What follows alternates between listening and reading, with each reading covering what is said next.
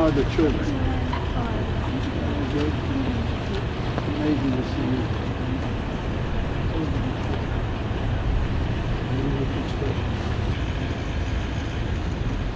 I got a handshake here too. That is. Well, geez. Still teaching.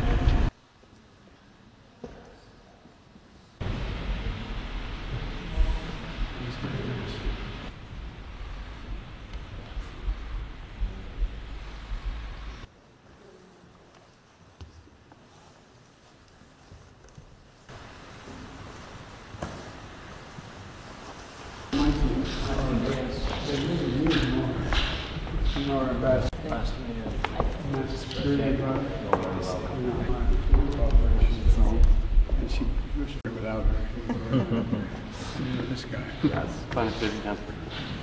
You know Ukraine. I know. Mr. President. You still have those biceps. Good to see you. Good to see you, Mr. President. Thank you. Speak, Mr. President.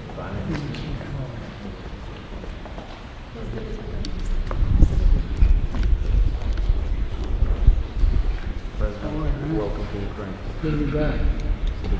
I'm trying to figure. They've asked me how many times I've been here. I had to count. 8 is my 8th time. Well, it's never enough. I'm looking for a passport. They're really friendly. It's great.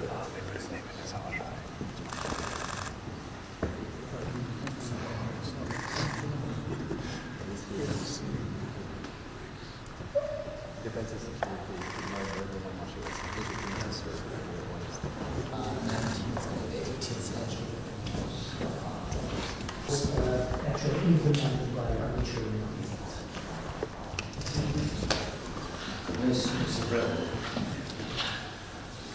Thank you very much, Press.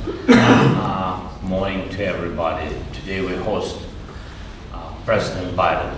That is so important signal for us, and all we are proud of it. Thank you very much for coming, Mr. President. That is a huge moment of supporting of the Ukraine. And what can I say? I really appreciate that President Biden, American society, being from the very beginning of this tragedy, from the very beginning of this full-scale war, from the first days being together with us. First phone call of supporting was from White House to Ukraine. And thank you for your leadership. Thanks bipartisan support. Thanks Congress. I think that is a historical moment for our country, and very important. Today we'll speak detail about the situation on the battlefield, but I think almost we'll speak about people, about Ukrainians, about Americans. I think that is huge and so difficult period for societies, and what we have to do to stop the war, to have success in this war, to make Ukraine more stronger, and how to win this year. You're very welcome, Mr. President. Thank you so much. Thank you for having me. Presumptuous of me to say this, but I thought it was important that the President of the United States be here the day the attack began. Because as the President remember, I was warning the world that he was going to attack. I was certain of it.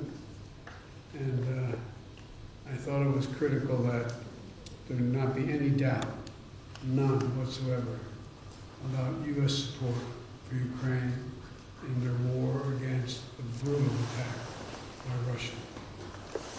It's good to be back in Kyiv. I was telling the President, one of my newer staff members on the flight from Washington into Poland asked me how many times I've been to Kyiv. And I had to stop and think. It's my 8th trip. And much has changed.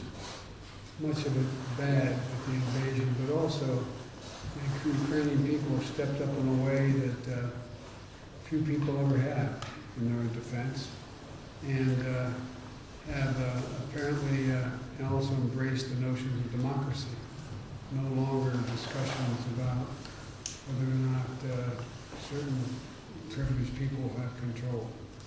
And, and I bring greetings and goodwill from the members of Congress, and you made a very good impression, as you know, when you spoke there last. And for all the disagreement we have in our Congress on some issues, there is significant agreement on support for Ukraine. Because this is so much larger than just Ukraine. It's about freedom and democracy in Europe. It's about freedom and democracy writ large. And all the American people, I know that so many have kept Ukrainian people, particularly women and children, in their prayers, seeing what's happening. They can't fathom the idea of the shelling at night and the shelling everything from orphanages to schools to the like. It's barbaric. And I'm here to show our unwavering support for the nation's independence, their sovereignty, and territorial integrity. And today, I hope we're going to have a chance to discuss how the United States and our allies, by keeping constant contact with our partners, can most effectively support you and your cause, Mr. President. And I look forward to discussing all of this and then addressing the world with you afterwards. But again, the admiration for the people of Ukraine, ordinary, hard-working citizens who were never trained to be military. The way they've stepped up, it's beyond heroic. And the whole world is looking, the whole